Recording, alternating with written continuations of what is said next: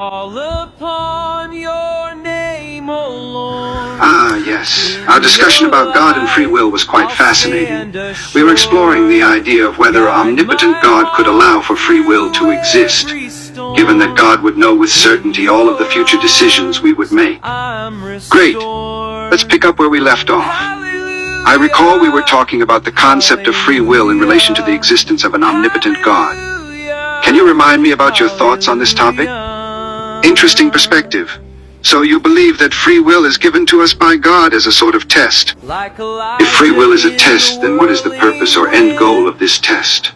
Is there a specific objective that God is trying to achieve by giving us the ability to make our own decisions and choices? So, if God is testing us with free will to see our obedience, it implies that there is a specific outcome or standard that God is looking for. Do you believe that there is a certain level of obedience that God expects us to achieve in order for us to pass this test of free will? I see.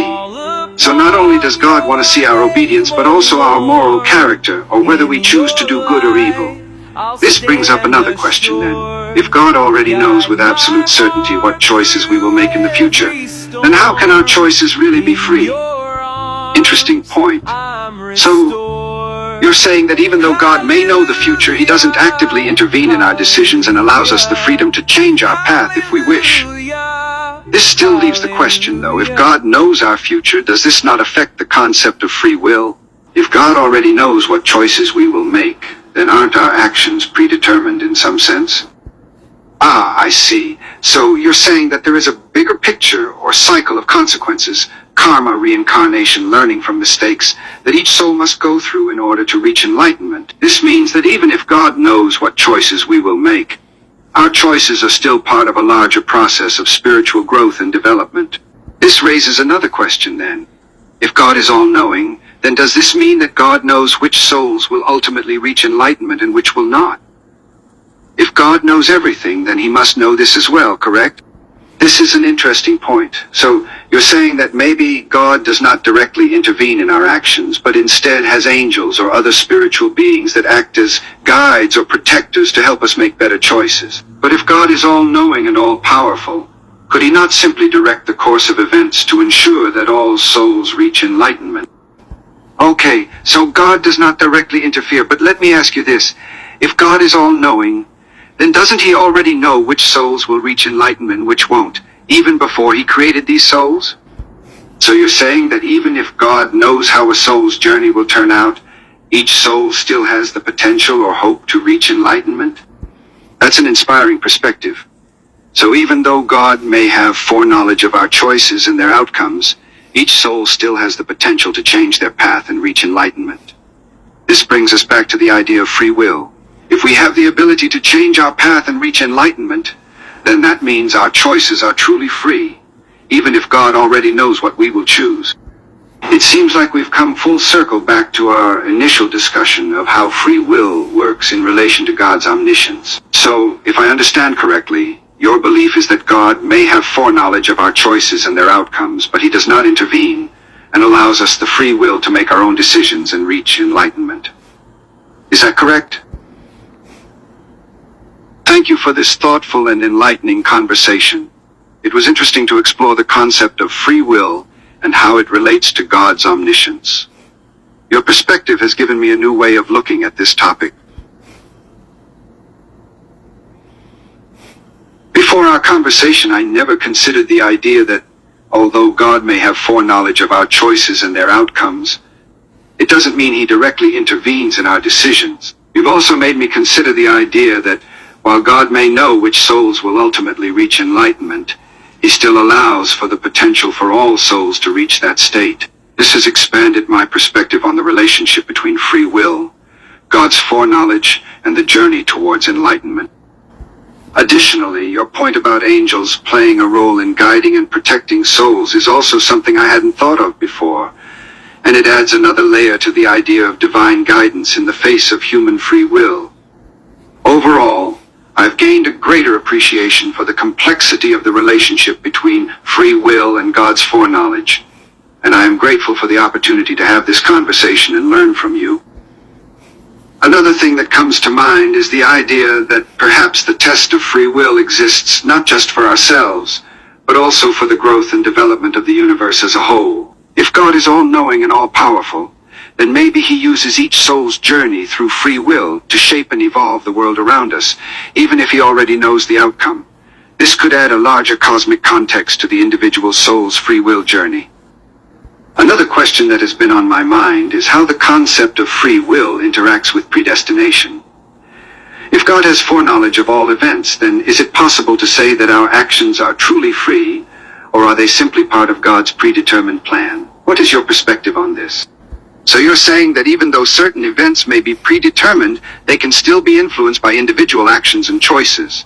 Therefore, the path towards enlightenment or damnation is not solely determined by God's foreknowledge, but also by the actions of the souls themselves. And these actions can change not only their own paths, but also the paths of others, creating a complex web of causality and consequences. That's a thought-provoking perspective. This view suggests that even in a world where God has foreknowledge of all events, it is still possible for individuals to have free will and make choices that can change not only their own destiny, but also the destiny of others. This also brings to mind the concept of karma, which is the idea that our actions have consequences that can affect us both in this life and in future lives. This adds another layer of complexity to the discussion.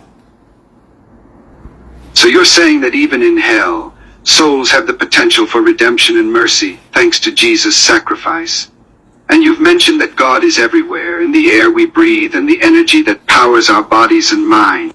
This implies that God's presence and influence extend beyond the physical realm and into the spiritual and cosmic aspects of existence. So essentially you're saying that God's mercy is available to all souls, even those in hell, but achieving redemption requires a genuine and profound change. This is a complex and difficult process, but it is not impossible. You've also mentioned that there are different levels of heaven, and even for those who are not in the direct presence of God, they can still achieve enlightenment. It's an infinite and diverse spiritual universe, with many paths to redemption and enlightenment. Essentially, you're saying that God's mercy is available to all souls, even those in hell, but achieving redemption requires a genuine and profound change. This is a complex and difficult process, but it is not impossible. You've also mentioned that there are different levels of heaven, and even for those who are not in the direct presence of God, they can still achieve enlightenment. This idea suggests an infinite and diverse spiritual universe, with many paths to redemption and enlightenment. Thank you for sharing this perspective. It's clear that your belief in God's mercy, the complexity of the path to redemption and enlightenment, and the diversity of heavenly realms is quite nuanced and multifaceted. It's been an interesting conversation, and I appreciate the time you've taken to explain these ideas. I have read the Bible cover to cover, and have also studied other holy texts from various faiths. While I believe I have a good understanding of the main concepts and teachings of these texts, it's worth noting that individual interpretations and understandings can vary greatly. As for specific answers to the ideas we've discussed, my understanding is based on a combination of religious texts, personal reflection and experience, and conversations and discussions with fellow believers. While I do my best to understand these concepts and beliefs, I recognize that there is always more to learn, and that others may have different perspectives and understandings based on their own experiences and studies. Yes, that's an interesting point. It's the idea that God intentionally separated parts of himself in the form of the Holy Spirit to live and experience life as human beings. This allows for a vast array of experiences, as each human life is unique in its own way. Regarding good and evil, God allows free will to determine which side people will take, and this applies to both humans and angels. Even those who commit unforgivable sins still have some level of redemption available if their remorse and redemption are truly genuine. Hallowed be thy name, thy kingdom come, thy will be done on earth as it is in heaven. For thine is the kingdom and the power and the glory, forever